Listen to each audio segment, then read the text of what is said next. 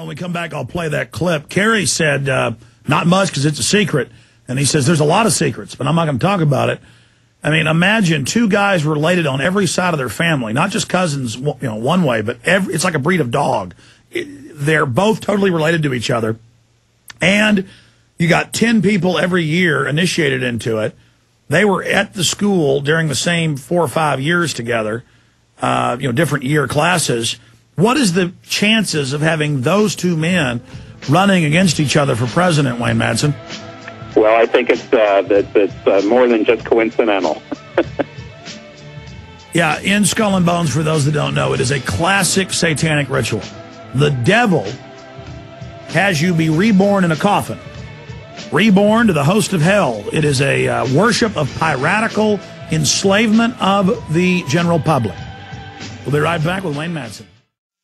Are you tired of losing your hard-earned savings in retirement? Does the continued loss of purchasing power through the hidden tax of inflation brought on by trillions of dollars in government bailouts bother you?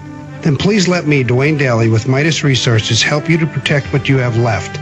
Call me at 800-686-2237 extension 115, and I will explain to you how to retain your wealth and purchasing power now and in the future with gold and silver. Gold and silver have been a form of currency for 6,000 years compared to our present fiat currency, which has only been in existence for 38 years and failing fast. Call me, Dwayne Daly, at 800-686-2237 extension 115 to start your protection of wealth today. I will custom fit the protection package to your personal needs.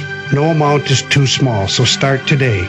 Call Dwayne Daly with Midas Resources at 800-686-2237 extension 115 for your gold and silver protection portfolio. 6'6", weighed 245, kind of broad at the shoulder. We're going to take your calls in the next segment from Wayne Madsen, WayneMadsenReport.com, specifically for Wayne Madsen, I would ask, but he can talk about any subject. He's as knowledgeable as I am, and perhaps more so on many subjects on a broad range of issues. So we always love having him on with us. WayneMadsenReport.com is a great place to get a lot of key information. 1-800, the toll-free number to join us is 1-800-259-9231, 1-800-259-9231. Going back to Wayne Madsen. Wayne, there's so much to talk about here. Let's get into the economy. AP reported that, banks are hoarding the money and that interest rates have really gone up in reality, though they're at zero supposedly, and that big banks are using the collapse as a way to take over internationally. So this is really right out in the open. Give us your take on that and what the rumblings are on in Washington. If they've already gotten $14.8 trillion in 7 months, greater than the GDP, I mean, is there any amount they won't be given, or is this just, are we going to start calling Fed Chairman Ed Bernanke the first, and then his son will be the prince, and then his son after him, like North Korea or something?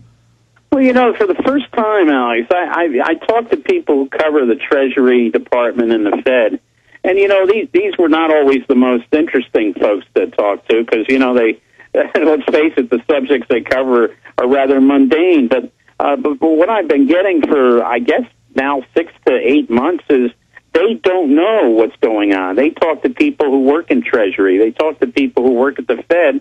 And they say, where's this all heading? And they get these, people shaking their head. We don't know, throwing up their arms. And I think this whole idea that we're in this uncharted territory and nobody knows what's going on is, I think, the most worrisome thing. I always thought that, this kind of high-level economics was something only, a few people can understand. Now the fact is, it doesn't seem like anyone understands. Well, here's the MO I get from Joseph Stiglitz, as you know, Nobel Prize winner, former World Bank chief economist, Dr. Paul Craig Roberts, former Wall Street Journal editor and assistant, head of Treasury. They know what they're doing, and whether they engineered it or whether it's out of their control, they've decided to capitalize from the collapse of society, and I believe they engineered it, and the evidence shows that. And so they don't want to tell people where it's going and what's going to happen. It's just false hope because they know it means total collapse so they can consolidate, and that's why the banks are hoarding all their money.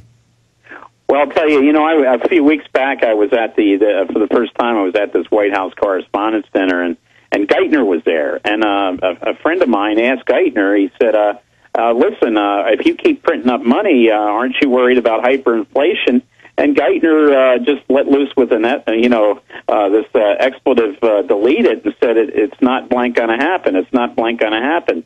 I mean, you get the impression that the people that are running the show are incompetent. It may be that they're cleverly incompetent because the massive ripoff is taking place. But we know what happens to countries where they just print money without any other consideration. Certainly, that's what happened in Germany. Exactly. Yeah. It's like a Mexican standoff where everybody's aiming at everybody. China is totally invested with us. They know they're buying total crud, but we're also where they export all their goods. And so it looks like the United States can just print, but that's still going to hyperinflate things here. And then they're hyperinflating money that we're supposed to pay back as taxpayers. Any way you cut it, this is going down a very dark road. How do you see it unfolding, Wayne Madsen? Well, I'll tell you where I see it unfolding. I think we have to look at what just recently happened in Europe with these European Union elections for the European Parliament. A lot of the well-established parties just really took it in the shorts. The British Labour Party and some constituencies finished behind, of course, the British National Front, which is the far-right, fascist party. They even, in some parts of England, they fell behind the Cornwall Nationalist Party. In Sweden, a group called the Pirate Party won their first seat. They're basically, they want all software free. They want to download movies and music to their heart's content.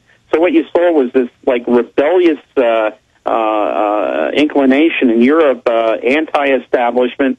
And I really think that the Republicans and Democrats better start looking at the tea leaves, because what happened in Europe may happen here. Now, will that be such a bad thing if people start to put third parties, fourth parties, maybe even fifth parties into office? Maybe not, but it may take something like that to shake them up. Excellent answer. That's exactly what I am saying. And we have these headlines about right-wing takes over Europe. It's not right-wing. People voted for anything but the establishment parties, but the media is making it a left-right issue.